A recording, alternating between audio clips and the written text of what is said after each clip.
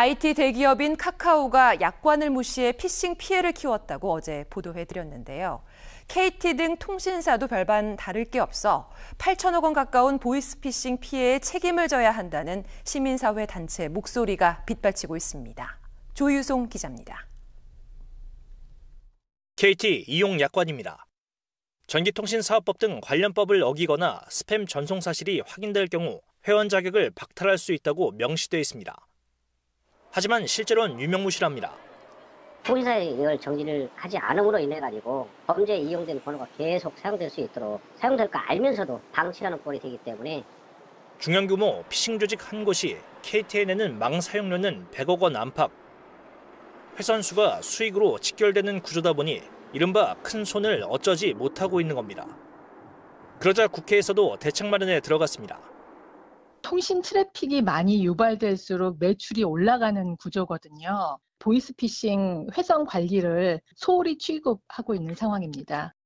다른 명의로 가입하면 계정을 삭제할 수 있다는 절대 원칙만 지키면 카카오톡 메신저 피싱 범죄는 확 줄 수 있습니다. 안 지켜도 된다는 있으나마나한 약관만으론 낚시질을 절대 멈출 수 없는 겁니다. 2019년 그놈 목소리에 낚인 돈만 6,400여억 원. 불과 4년 만에 1조 원 돌파란 악몽이 현실화될 수 있다는 게 전문가들의 지적입니다. 시민사회에서도 성토가 이어지고 있습니다. 윤리경영하겠다, 책임경영하겠다고 했지만 사실 지금 보면은 그 보이스피싱이나 이런 피해자들도 많아지고 있지만 사실 이걸 예방하기 위한 적극적 노력은 사실 하지 않고 있거든요. 금융범죄에 대해 은행권을 상대로 집단 소송이 이어지고 있는 가운데 보이스피싱과 해킹 범죄에 대한 국민 불만도 통신사에 대한 소송으로 번질 가능성이 높아졌습니다. OBS 뉴스 조유송입니다. 조유송 기자와 조금 더 이야기 나눠보겠습니다. 조 기자, 깨알 같은 글씨의 약관 강제성이 없다는 것에 조금 놀랐습니다. 그런데 카카오나 KT 약관의 경우에는 보이스피싱 직격탄이 이제 피해 직격탄이 전 국민이라면 조금 달라야 되지 않겠습니까? 예, 이해할 수 없고 황당하기까지 한데요. 계정 일괄 삭제 등 SNS 명의에 대해선 아직까지 강제 규정이 없어 피해를 키우고 있다는 지적입니다. 다른 명의 등 개인정보로 가입할 경우 서비스를 정지하거나 계정을 삭제할 수 있다. 이것만 따르면 추가 피해를 막을 수 있는 너무도 당연한 과정이 무시되고 있는 겁니다. 카카오가 거부하면 수사 경찰은 그저 따를 수밖에 없는 불합리한 구조입니다. 내부 정책인 것 같습니다. 외부에서 수사기관 요청한 것들은 개인정보 이런 것들도 있다 보니까 외부 쪽으로 좀 말씀드리기는 어렵다고. 경찰이 계정을 없애달라고 할 땐 범죄에 특정된 셈인데요. 다시 말해 혐의점을 발견한 만큼 범죄를 사전에 막을 절호의 기회가 날아가게 되는 거라 이 부분을 보완해야 한다는 목소리가 경찰 내부에서 들끓고 있습니다.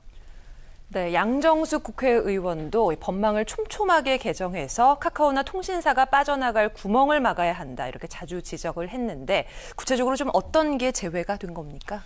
메신저 피싱으로 매년 1,000억 원이 가까이 털립니다. 그런데도 법에서 보이스피싱 등 범죄에 쓰인 SNS 계정에 대해선 제대로 언급되어 있지 않습니다. 현재 전기통신사업법상 보이스피싱에 쓰인 발신번호 이용 중지는 전화와 회선만을 대상으로 하고 있는데요. 여기에 SNS는 싹 빠져 있는 겁니다. 때문에 SNS 계정도 이용 중지 대상에 포함하도록 하는 개정안이 발의됐습니다. 이번에는 국외에서 발신되는 문자라든지 SNS 계정에 대해서도 국내에서 받아보는 그 이용자가 스마트폰의 그 화면상에 국외에서 발신된 게 표시되게끔 반드시 의무적으로. 네, 앞선 이제 리포터에서 조유송 기자가 피싱 피해액이 8천억 원에 달할 정도로 아주 급증하고 있다 이렇게 지적을 했는데 통신사뿐만이 아니라 단말기 제조업체에도 책임을 묻는 법안이 발의됐다고요? 예, 중계기 등 변작 수법에 낚이면 해외에서 걸어도 엄마, 친구 등 이름만 뜨는 경우가 있는데 이를 막기 위해 스마트폰 화면에 해외 발신을 반드시 표시하도록 하는 법안이 발의됐습니다. 기술적으로 어려운 건 아닙니다.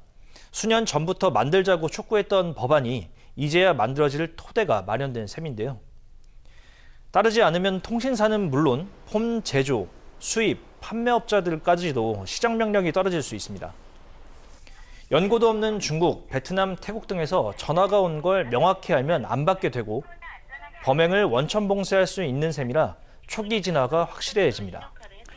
네, 왜 진작에라는 이런 물음표가 생기지만 일단 이렇게 된다면 이제 전화기에 가족의 이름이 떠도 번호가 해외 번호라면 단박에 이제 보이스피싱이란 사실을 알 수 있게 될 것으로 보입니다. 이 개정안이 국회에서 묻히지 않고 끝까지 통과할 수 있도록 저희 OBS가 끝까지 또 지켜보겠습니다. 조희성 기자와 함께했습니다.